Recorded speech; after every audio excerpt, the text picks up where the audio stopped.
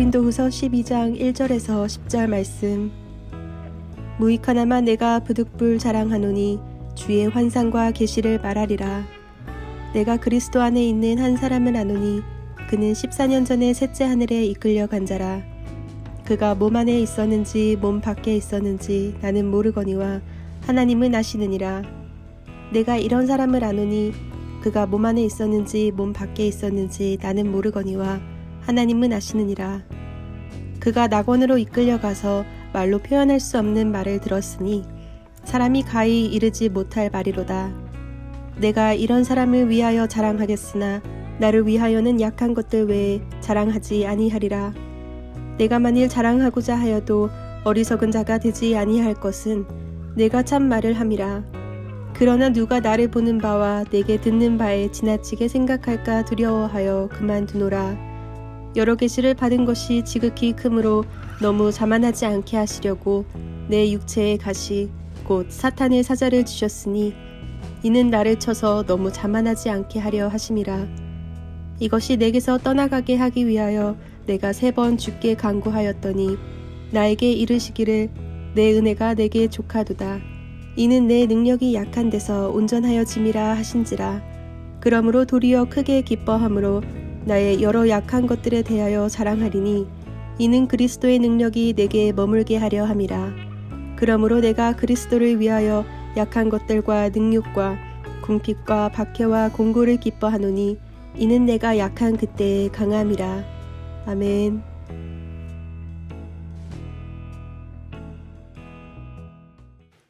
함께 기도하겠습니다.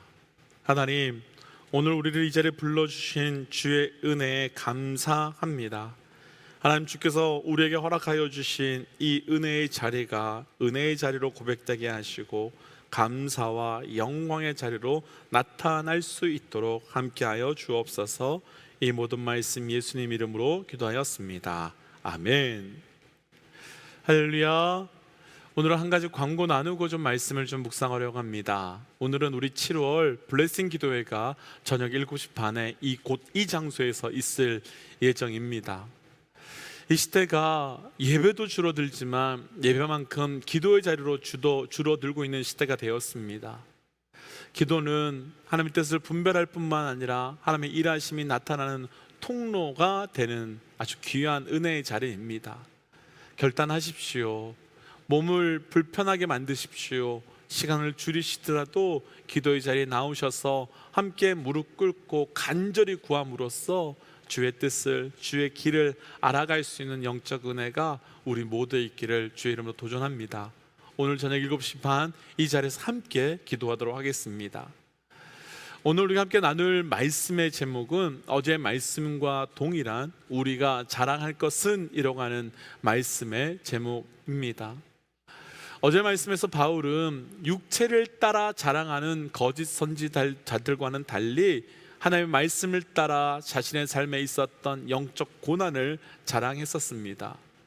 그 고난을 자랑한 것은 단순히 내가 이런 고난이 있었다, 이런 일들이 있었다가 아니라 그 고난을 통해서 자신이 약하게 되었고 그 약해지게 된 것 때문에 하나님의 손에 이끌려 사용되고 있었기에 그것을 은혜라고 자랑하며 나누었습니다. 그러니까 바울이 자랑한 것은 우리가 말하는 그런 자랑이 아니었습니다. 어제 말씀에서 나누었지만 바울이 자랑한 것은 하나님의 일하심에 대한 찬양이었고 나를 불러주신 것에 대한 그 하나님의 뜻에 합당해 살아갈 수 있도록 연약하게 만들어주신 것에 대한 감사였습니다.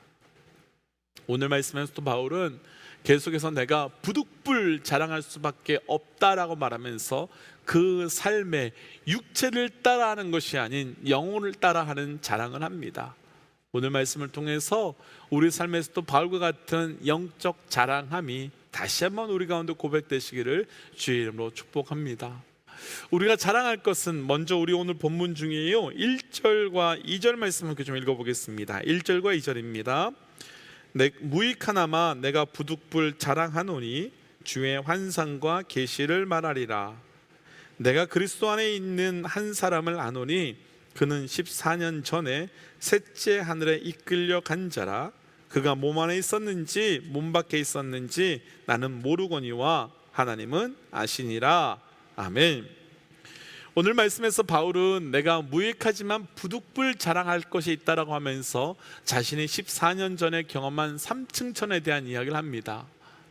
당시 유대 사람들은 우리에게 하늘이 있고 그 하늘 위에 우주와 같은 또 다른 하늘이 있고 또 그 위에 하나님 나라가 있다고 보았기 때문에 하늘은 이 총 3개의 층으로 하늘이 구성되어 있다고 보았습니다.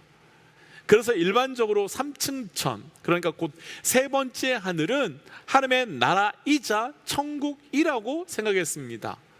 그런데 바울은 자신이 이 삼층천에 다녀온 이야기를 하는데 그렇게 자신이 다녀온 삼층천에 대해서 말하는 방법이 조금은 이상합니다.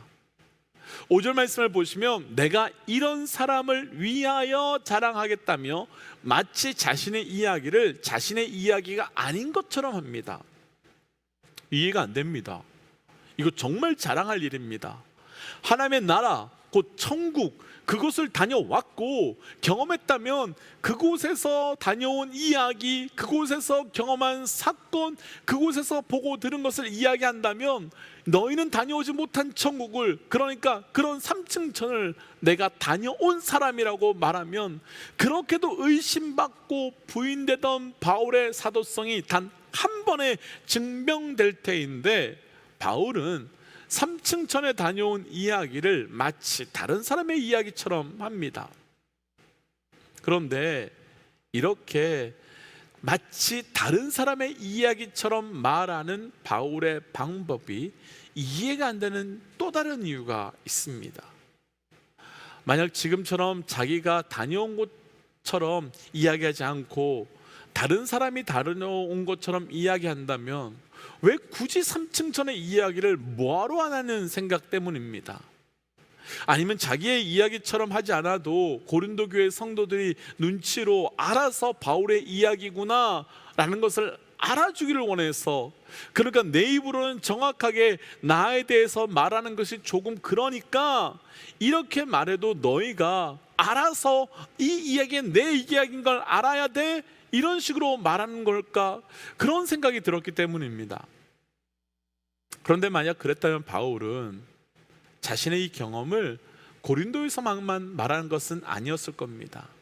만약 정말 바울이 이런 경험을 통해서 자신을 자랑하고 싶었다면 가는 모든 교회마다 사역이 시작하기 전에 내가 이런 경험을 했던 사람이라면서, 그래서 그 경험으로 쉽게 사람을 모으고 쉽게 교회를 시작했을 터인데 바울은 단 한 번도 그렇게 한 적이 없습니다.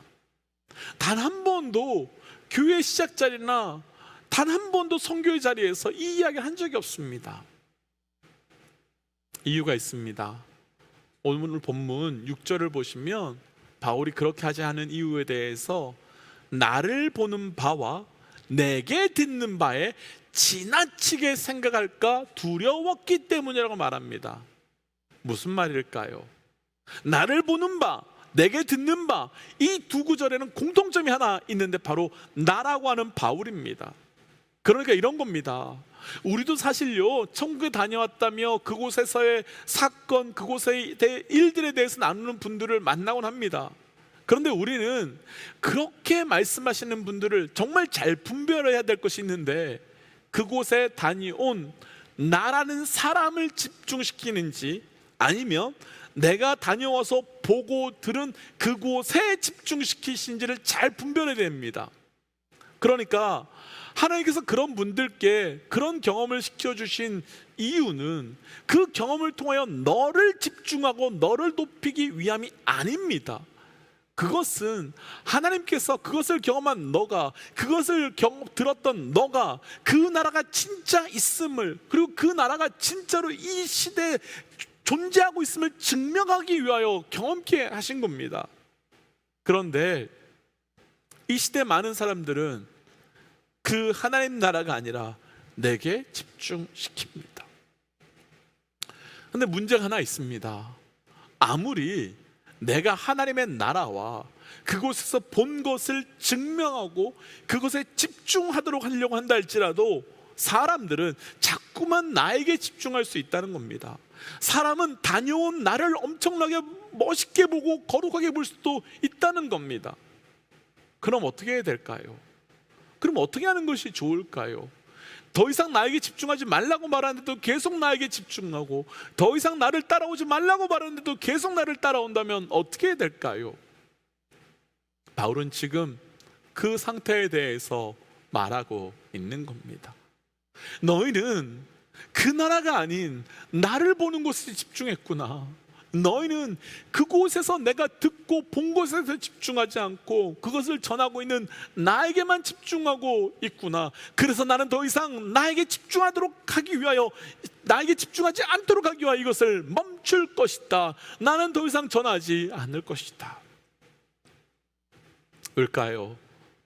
바울이 진짜 자랑하고 싶은 것은 그곳을 경험한 내가 아니기 때문입니다. 바울이 진짜 자랑하고 싶었던 것은 그곳에서 보고 들은 것, 그곳에서 하나님께서 보여주신 것, 말씀하여 주신 것, 그래서 진짜 하나님의 나라가 진짜 존재하고 있는 것, 그것을 증명하고 자랑하고 싶었고, 그 나라에 계시는 하나님이 살아계시는 우리 주 우리 하나님임을 자랑하고 싶었던 것입니다. 그런데 바울은 그것을 이야기하는데 자꾸 내가 자랑이 되고 내 경험이 자랑이 되니까 하나님과 하나님의 나라가 자랑이 되지 않을 바에는 아예 그 자랑을 멈추기를 선택한 것입니다. 그럼 우리가 자랑할 것은 무엇이겠습니까? 우리의 믿음의 사람들이 자랑해야 하는 것은 무엇일까요? 하나입니다. 오직 하나님, 그리고 그 하나님 나라입니다. 그 하나님의 나라를 가리키는 것이라면 그 어떤 것이라도, 그 무엇이라도, 그 하나님 나라를 숨기는 것이라면, 그 하나님 나라를 방해하는 것이라면, 그 하나님 나라를 감추는 것이라면 그 어떤 것도 우리는 자랑하지 말아야 하는 겁니다. 이런 관점으로 우리의 모습을 좀 돌아보고 싶은 것이 하나 있습니다.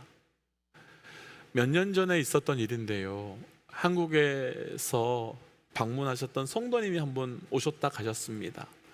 처음 만난 자리에서 소개를 나누는데 그분이 저에게 가장 처음 하셨던 이야기가, 저 한국의 어느 교회에 어느 목사님이 담임으로 있는 교회에 다니는 교회의 직분자예요 라고 하시면서, 그분이 다음에 하셨던 이야기가, 목사님 우리 교회 유명한 거 알지요?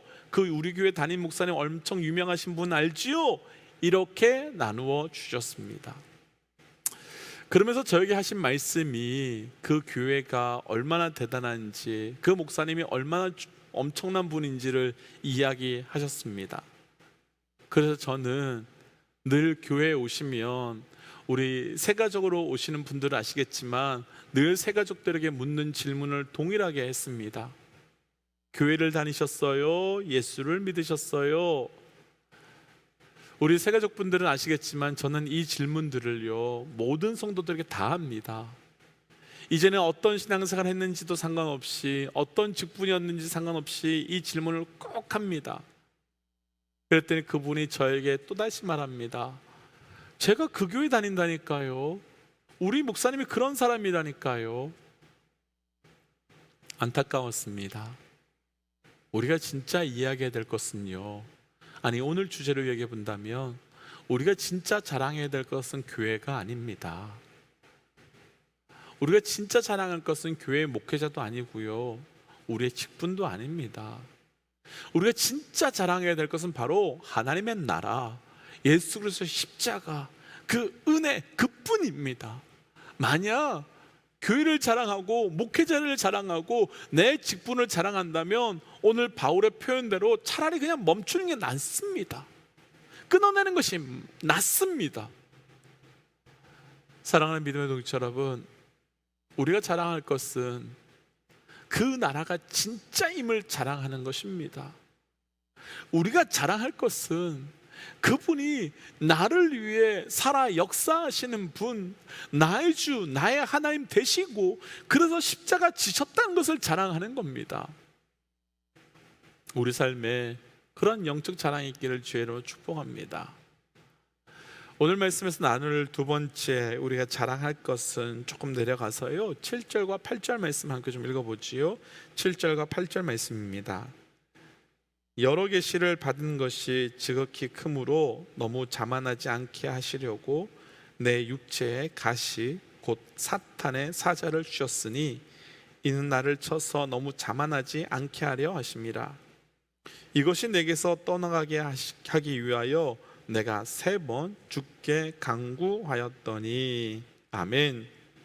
바울의 두 번째 자랑, 바울은 자신에게 육체에 가시가 있었음을 자랑하고 있습니다. 바울은 자신에게 육체에 가시가 있었음을 자랑하고 있습니다. 바울에게 이 가시가 무엇이었기에 이렇게까지 자랑하고 싶은 걸까요? 바울에게 이 가시가 무엇인지에 대한 이야기는 참 많이 있습니다. 어떤 분들은 다메섹으로 가는 길에 예수님을 만났을 때 눈에 비닐이 벗겨졌다는 말씀 때문에 안질 이어서 시력에 심각한 문제가 생겼다라고 보는 분들도 계시고, 또 어떤 분들은 간질이 있어서 설교할 때 넘어가거나 쓰러지는 일들이 있었다라고 분들도 있습니다. 분명한 것은 가시라고 표현될 정도니까 정말 고통스럽고 힘들었을 것 같고, 바울도 그것이 제거되기를 위해서 하나님께 3번이나 간구했다고 하니까 정말 힘들었던 문제였을 것 같습니다. 그런데 이렇게 힘든 문제를 하나님께 3번이나 구했는데 그 결과는 내 은혜가 내게 족하다며 하나님께서 그것을 거두어 가지 않고 그냥 두셨답니다. 그럼 이 문제는 자랑할 문제가 아니지 않을까요? 이 문제는 원망할 문제이고, 이 문제는 내 신앙을 걸고 하나님께 해결해 달라고 매달려야 될 문제가 아닐까요?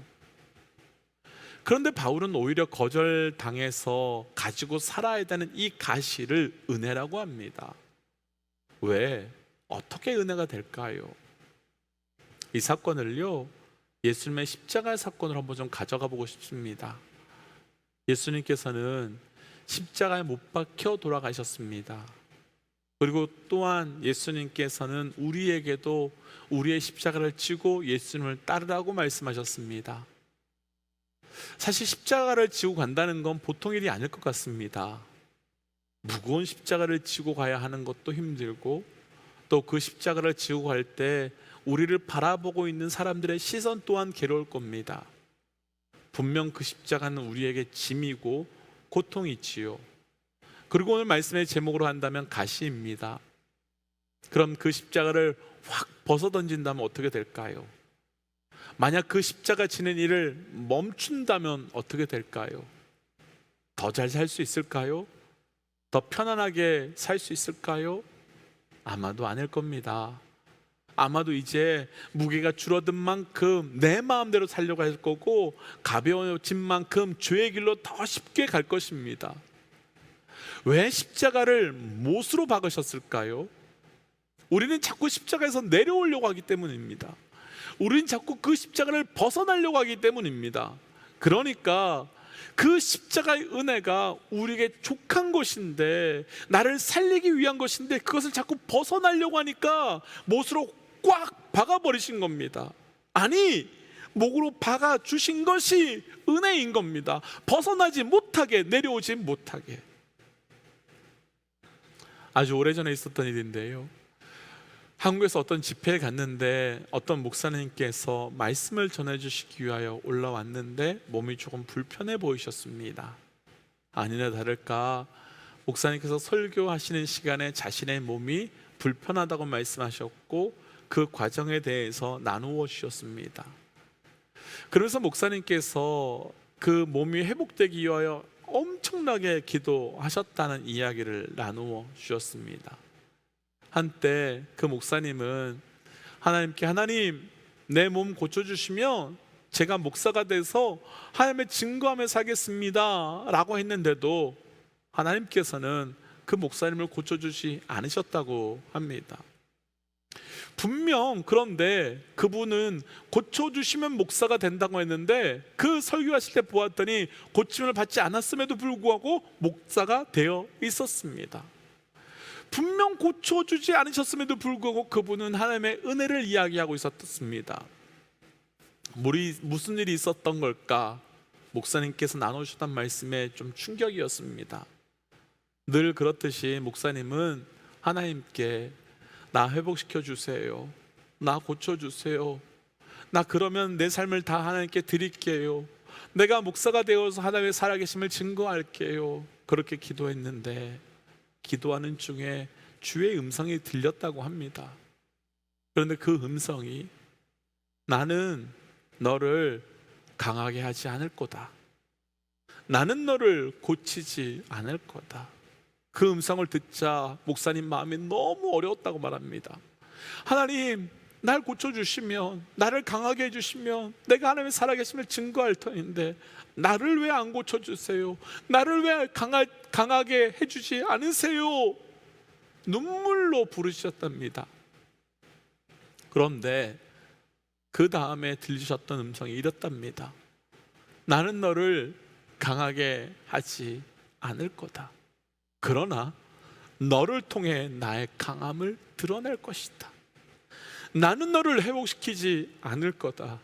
그러나 너를 통해 내가 회복시키는 역사를 보여줄 거다. 그 말씀에 그 목사님께서는 목사가 되기를 선언하고 목사의 길로 들어섰다 하셨습니다. 사랑하는 믿음의 동지 여러분, 가시는 우리가 교만해서 주신 것이 아니라 우리 삶에 있는 그 가시는 철저히 하나님이 드러나도록 주신 은혜의 통로입니다. 그 가시가 내 삶에 있기에 내가 십자가를 버려두지 않고 십자가에 묶여 살아갈 수 있는 겁니다. 그렇다면 그 가시는 우리에게 저주거리가 아니라 자랑거리이며, 그 가시는 우리 삶에 사라져야 할 것이 아니라 우리의 삶에 할 수 있다면 많이 박혀야 되는 것입니다. 축복하기는 우리 삶의 모든 가시가 제거되는 것이 아니라 그 가시로 인하여 온전히 하나님의 은혜가 증명되시기를 주의 이름으로 축복합니다.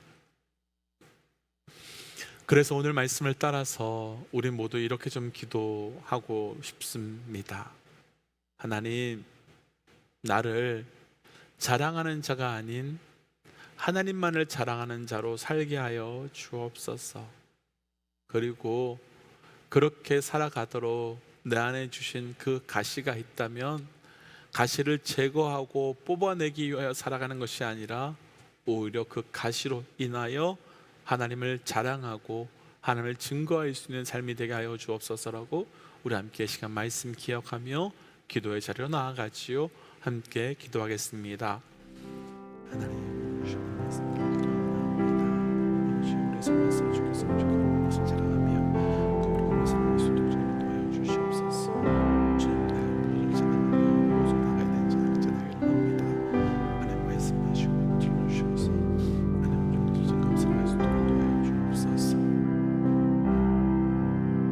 하나님, 오직 주께서 허락하여 주시는 것을 자랑하며 살아가는 자 되기를 원합니다. 하나님, 하나님께 우리가 세상에 나가 자랑해야 될 것은 하나님께서 내게 행하여 주신 내가 아니라 내게 행해 주신 하나님임을 기억하며 오직 하나님을 증거하고 자랑하는 자 되게 하여 주시고, 뿐만 아니라 주께서 내 삶 가운데 나를 살리고 나를 일으키기 위하여 허락하셨던 그 가시가 축복의 은혜로 자랑하는 자 되게 하여 주옵소서. 하나님, 그 가시가 있기에 내가 십자가에 못 박혀 묶여 살아갈 수 있도록 허락하여 주신 것 감사합니다. 하나님, 그 가시가 있어서 내가 내 마음대로 말하지 못하게 하신 것 감사합니다.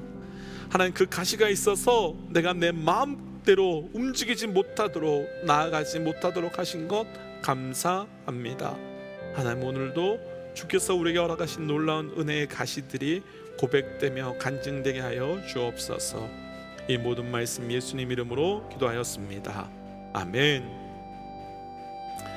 사랑하는 믿음의 동지 여러분, 가시 때문에 못 갔다면 축복입니다. 가시 때문에 말하지 못했다면 축복입니다. 가시 때문에 하지 못했다면 그것이 은혜입니다. 다시 한번 권고드립니다. 오늘 저녁 7시 반 함께 기도의 자리에 나오셔서 엎드려서 내 삶에 허락하신 그 가시의 은혜가 무엇인지 함께 분별하시기를 초청합니다. 함께 선포하고 삶의 자리로 또 기도의 자리로 들어가지요. 함께 선포하겠습니다. 하나님은 살아계십니다. 아멘. 승리하십시오. 함께 기도하겠습니다.